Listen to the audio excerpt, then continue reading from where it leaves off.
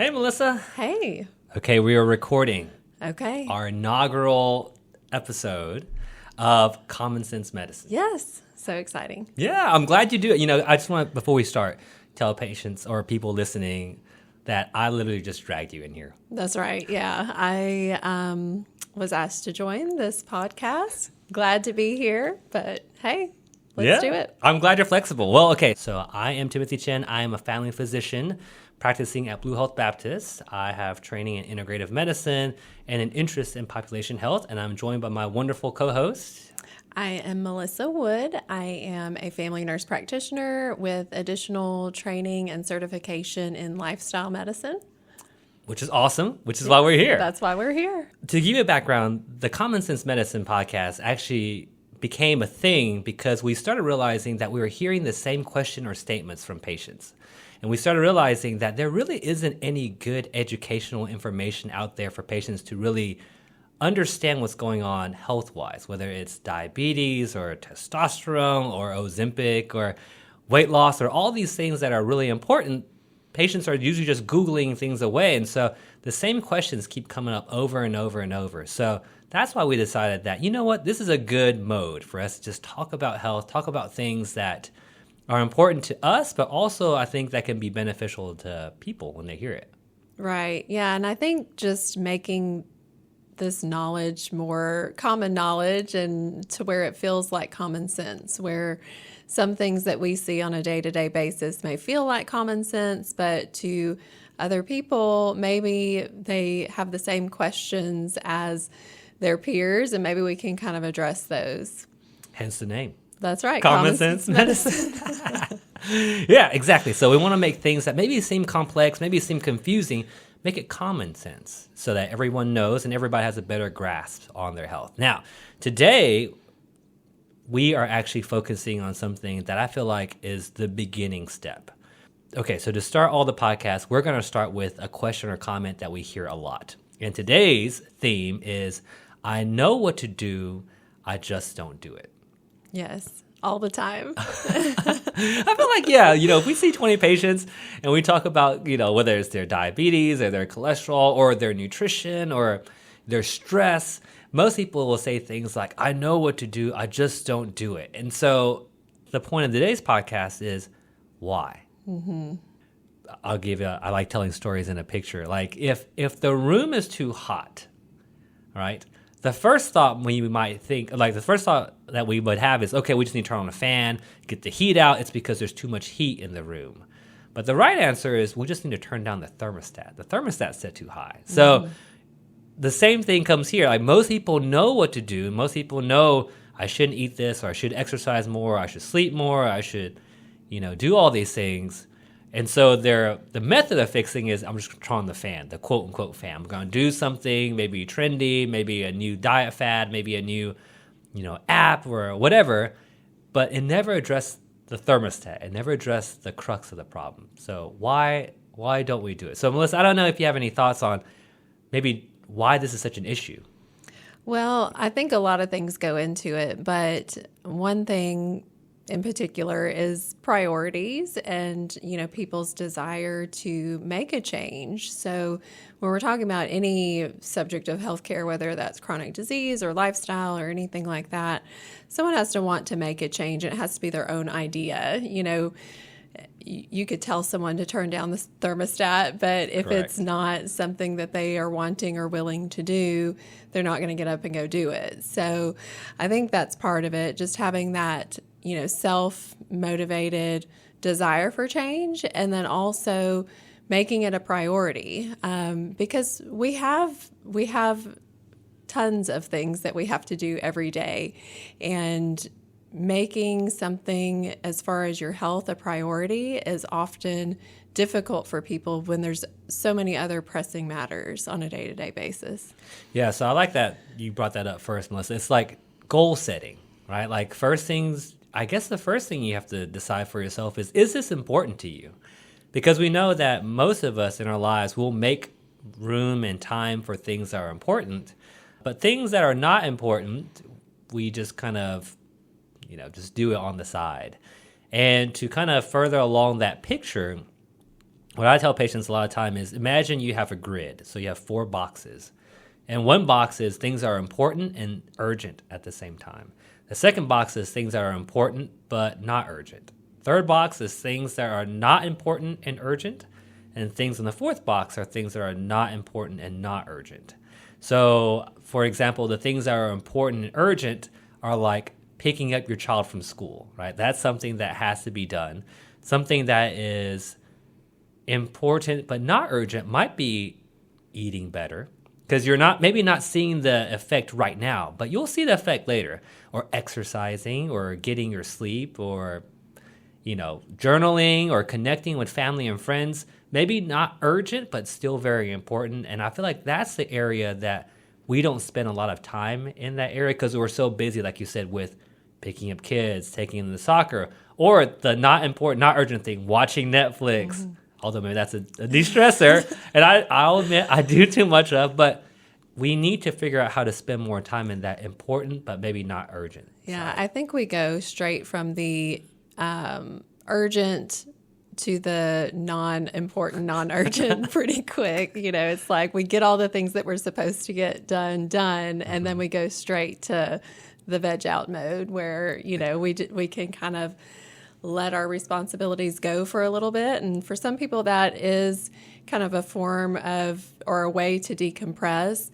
But at the same time, sometimes it takes the place of things that are still important but not urgent, like say prepping your meals instead of Netflix, or getting a 10-minute walk in instead of that extra episode or things like that. Yeah, and I think, like you said, so a lot of it, we really need to be maybe intentional about this. Like, if health is important to you, or sleep is important, or relationships with one another is important, or relationship with your children is important. Sometimes it even takes people just writing it down.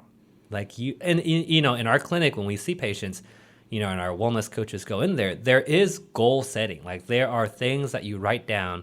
And I feel like that process of writing down, it kind of has to go from the brain to the hand and writing. I think it makes it a little bit more real than just say, oh, I'm just going to eat better. Oh, yeah. And making it a reality and also planning for it. Because like you said, we can say we're going to do something all day long, but if we don't plan for it, prepare for it, we just won't do it. Oh yeah. No, I'm gonna. If I need to, I need to write fold clothes, because it's just that's not top of the priority girl. list. The amount of clothes I have on the couch is just insane. So speaking of mindset, we're talking about being intentional. We're talking about goal setting. We talk about prioritizing things and then planning. This is a step that I feel like, I think I hear it. Lawnmower back. This is not a high quality. This is not high budget podcasting here. But planning, that takes some effort. That takes like I said, meal prepping is one. Maybe workout program, and I like this because so I use Beachbody On Demand, and it's cheap. It's $7 a month. But what it does is it makes me have something I have to check off every single day. Mm-hmm. Makes it, and it kind of plans it out for me, and I guess even online you can buy. You're just watching this guy behind me. The grass. But meal prep. I mean, what do you do, Melissa? Do you make a schedule the weekend of? What do you do for meal prep? Yeah, so I usually have a general idea for the week, and Sunday is kind of my meal prep day, which it doesn't take a whole lot of time as long as you have a general idea of what you're doing, your meals for the week, what you want to bring for lunch or breakfast. It really doesn't take all that long. So it's just a matter of setting aside, maybe an hour or so on a Sunday, and you're good for the week. But the main thing is having that plan so you can have that prepared in advance. Mm-hmm. Yeah, so like I say, meal prepping, we just talked about that. Exercise program or plan, or doing it with someone, that actually is super helpful. So I think planning out that, sleep, maybe it's setting a bedtime. We have bedtimes for kids. We tell my kids, they better be in their bed at 8 o'clock or at the latest 8:30. But for us, we're just kind of like, now they're asleep, I'm going to watch Netflix, and oh my goodness, it's 11. And so Right. maybe setting bedtimes, if it's spending time with family and friends, sometimes people need to schedule that in there. They need to be like, hey, Sunday afternoon is my time to call my mom or call my brother. And I think this mindset of becoming figuring out what's important to you and then planning and executing that really can help in all aspects of health and life. That's right. And it doesn't have to be major changes all at once. And I think that's where people get overwhelmed. It's really easy to go to an all or nothing mentality. And I think that's where a lot of people get in trouble, because they feel like if I can't maintain this, then it's not even worth it. And it's too much work to really, get me where I want to be. So it's easy to give up in that case. So I think making small, manageable changes and then adding to those over time is the biggest thing. People don't have to feel overwhelmed and say, I've got to go to the gym an hour a day, 5 days a week. No, do a 20-minute video at home or go for a 10-minute walk. Incorporate little changes that can fit into your schedule. Meal prep, 1 meal a day rather than 3, just little changes that you can make. And back to the sleep comment, that's a big one that I hear. A lot of people, as we're going through, just lifestyle things, people don't go to bed because, they True story. they put kids to bed and they're like, this is my only free time. I'm going to just kind of sit down, watch Netflix, have that time to myself, which I get. But at the same time, if you're feeling fatigued and no energy all day and lack of motivation to do your meal prep and exercise because you didn't sleep the night before, you got to give yourself a bedtime, and that's an easy fix in some cases. Yeah, I would say if you look at our patients, and a lot of times what's red is usually sleep. Yes. And you're right. A lot of it's self-inflicted, and it's almost like we feel like we need that. I think some people call it revenge hour. I need time to catch up on my show or do a thing, whatever, which is fine. But again, I think, like we said earlier, it's that is in that category of not urgent and not important. And if it's like, if all day we're realizing I'm exhausted, I'm short on the kids because I'm exhausted and I can't think, and I'm, laying on the ground because I'm tired all the time. But then at the same time, I don't sleep. It's like, okay, something's got to give. So what's more important to you, your Netflix at night or becoming more functional during the daytime? Right, exactly. Yeah. Well, actually, you segued really good into our next section, which is these common pitfalls that people fall into. So you brought up this matter of all or nothing mindset. And I totally agree. That one is a tough one because a lot of patients that get really motivated, or people listening, they're motivated, they're ready, they want to try something, and they go straight from couch to P90X. Mm-hmm. And within 2 weeks, their arms feel like they're about to rip out of their sockets. They don't see any changes yet, and they just kind of go with this "what's the point" mentality. What's the point? And that is actually really damaging. Because then you yo-yo. The mood goes all over the place, and it's not a healthy mindset, nor is it something that's sustainable. Right. Yeah, those changes have to be things that we're able to do. I tell people lifelong, really don't make a change necessarily unless you're prepared to, incorporate it into your life long term. And of course, things change over time and you can adjust and modify and do things. But if it doesn't seem sustainable, it's not going to last. So really, just like we talked about, the small changes, small increments, and just incorporating that over time. I know a lot of people get kind of hung up on wanting results right away, which of course everybody does, but really sustainable change takes time. And I think that's where people need to have patience with themselves and patience with the process. Because if we don't give ourselves a little time and a little grace, a lot of people just give up. So we don't want that. Yeah, and you're right. I mean, it took decades to get here. A lot of these habits people form, it took decades to eat this way or get this size or, whatever. So it shouldn't be a surprise if it takes just as long or if not longer, to really change those habits, to make them, healthier and stuff like that. So another one that I see that's a common pitfall, and I think you brought this up when we were just talking, is this silver bullet, magic bullet type of mentality. Do you want to tell us about that a little bit? That's right. So there's a magic bullet phenomenon, and it's basically where we want the magic bullet. We want the quick fix, the diet pill, the diet program, the special whatever that just makes it easy. And so basically we choose the magic bullet, whatever it is, and we don't implement other things that will keep those changes going long term. So we have the help of whatever that pill program, whatever is for a while, but as soon as you stop it, the magic bullet that was working so well for a while, everything just reverts back to its previous state because we haven't done the work in the meantime. So really kind of putting that work in where you can is going to help also lead to more sustainable changes long term because we can't always just depend on a quick magic fix as much as everybody would like to. No, girl. If there was something, you would think us doctors and practitioners would be the healthiest because we could just take this one pill or do this one thing.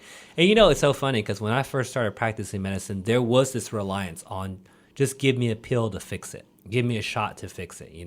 Whether it's sleep, I just need a sleeping pill to fix it, whether it's, weight loss or, whatever it is. Now it's shifted just to the same idea, but just supplements, which I thought was really interesting because people will tell me, well, I'm not taking pills, I'm just taking supplements. I was like, wait, that's the same thing. Except sometimes with less data, because at least pharma has to study their and drugs. More expensive in a lot of cases. Oh my goodness, yeah, girl. There are some patients that when they show me their bill for what they pay for their supplements, we're talking hundreds of dollars. Oh, yeah.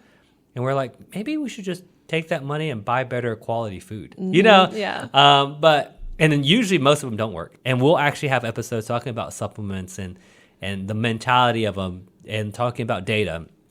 But you're right, there just isn't anything like that. Most diseases, like we know, like heart disease, diabetes, they're multifactorial. It's not just one thing that made this person this way. It was maybe like heart disease, it's the family history, there's genetics, there's diet, there's exercise, there's stress. There is all these things that play a role to make this disease process happen. And there's no way you can fix one and expect everything else to kind of fall in line. I mean, and we see it in vitamins. Vitamin C for a while was like this magic cure. Zinc is a magic cure. Vitamin D, when I was in residency, was going to cure cancer and world peace and the whole 9 yards. And if you look at all the meta-analysis of vitamin D, it does very little. And so it's like you said, A, there is no one thing that we can do. B, there is no drastic thing that we can do to keep because most of it doesn't last long enough. And so probably the moral of the story is the slow, steady, tortoise in the hare type of mentality to kind of get us to the finish line. Right. And I think people know that. And that's why this is common sense medicine because, people know that. People know what to do. Just like our opening comment or quote was, I know what to do. I just am not doing it or won't do it or whatever. We know what we need to do. And I think our search for, that magic bullet or quick fix leads us down these different paths that are just kind of distracting us from what we actually need to be doing. And so kind of finding that more realistic approach, we know that this magic pill or whatever it is, we know that's not realistic long-term solution. We know that, but we kind of have to accept that and find a way to, create change. And that's for every individual to decide. We're not here to tell anybody that they have to change or anything like that. And even furthermore, we can't tell people to change. People don't like to be told what to do. And so if you're married, for sure. Doesn't usually work well. Or have kids, either one. Correct. So. But people don't like to be told what to do. It has to be your own idea and your own own goals, own desires to make change, whatever that change may be. And once you have identified that need for change, that want for change, then find realistic, attainable steps to get there. Yeah. Well, and I think, we've brought up a bunch of these tips I think that are really helpful, becoming more conscious of your goals, even writing down your goals. We talked about things like starting small, realizing what's important and what you're willing to do to get there. And like you said, it's different for everybody, and it's different stages for everybody. Some people are ready to change right now. They know what to do. They want to do it, and they just need a little motivation. Sometimes people aren't there. They don't care. They're not ready, and that's okay. We just, whenever you're ready, there are things that you yourself have to come to grips with. This is what's important to me. This is what I want to do. So how do I get there? Another thing that I thought was really helpful is this matter of accountability. Mm-hmm. So I just want to touch this briefly because it's so hard sometimes to do it by yourself. Not saying that if you don't have someone to be accountable for, then that's an excuse to not even start. But getting family involved, getting coworkers involved. Obviously here at our clinic, we have coaches that we have data that shows that the patients that are engaged with our coaches have much better outcomes because they just have that accountability piece to say, hey, I need to stay on top of it. And I know that I need accountability, so I want you to contact me. I want you to work with me because otherwise, I know your wife loves you and they want to cook for you, or your secretary wants to leave a Coke and a Snickers bar at your table every day. And great, that's all great. But really, doing it together, letting people know, that's another step to help kind of keep this change going. Right. And to make sure that you're not allowing that to be another obstacle for yourself as well. I think we see a lot of people kind of give up on their own health goals or journey because, well, my spouse doesn't like to eat that, or my kids don't eat vegetables, or, different things like that. So they kind of use that as an excuse as to why they can't stay on track. And so finding a way to kind of work around that and still make those changes despite kind of what's going on around you.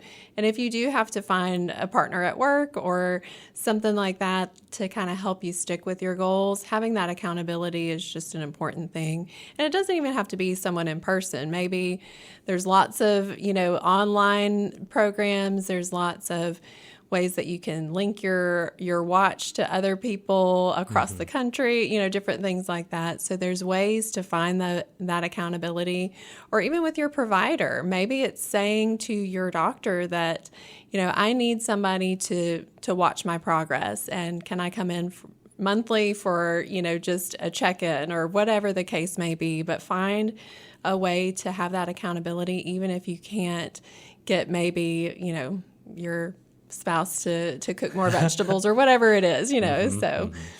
Oh yeah, if I ate what my kids ate, if they're so picky, which that's a whole nother thing. We probably need a whole different talk on that one. Goodness. I know, I felt my eye twitching just thinking about what they eat and what they won't eat. And but exactly, I think to put a plug in the clinic that we're at, this is something that we're really passionate about. This is something that we want patients to succeed. We have this mentality of win-win. Like, we want to win because you're doing better. Like, you're winning at life, and that makes us happy. We want to win. We don't want to feel like you feel like you're losing because you can't have this, and that way we're winning because your numbers look better. We don't want that mentality. And so, to put a little plug, if patients have Blue Cross insurance, come see us at Blue Health Baptist. I guess, Melissa, just to kind of wrap everything up, to maybe summarize and even, I guess, reflect, when I was kind of coming up with this list, and, me and, personally, I also struggle with this idea of, I want to do this and I know what I need to do to get there, but I don't know if I want to do it. And, even when I came to see you for my wellness, my cholesterol wasn't great. And I was like, oh, dang, I'm a doctor. This can't be like this. So, but, sometimes having, like, you told me what, just kind of almost like bouncing the idea off you, making me realize, okay, I actually don't, I eat out more than I've ever had.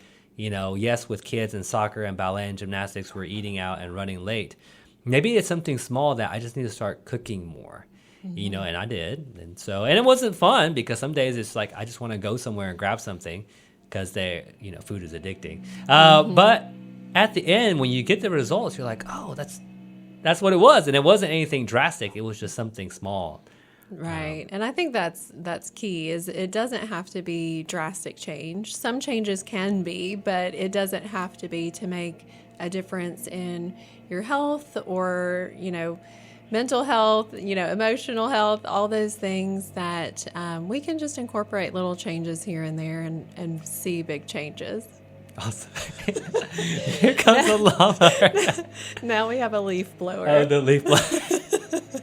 Oh my goodness. Okay. Well, I guess that wraps up our episode today. So I hope you find this as helpful. Like, share. We have a Facebook page called Common Sense Medicine. You might get an invite. Go ahead and like it. Share with your friends. Share this podcast. Listen to it. There is a comment section in Facebook. Write what's helped you. Write maybe what some of the challenges that you have experienced.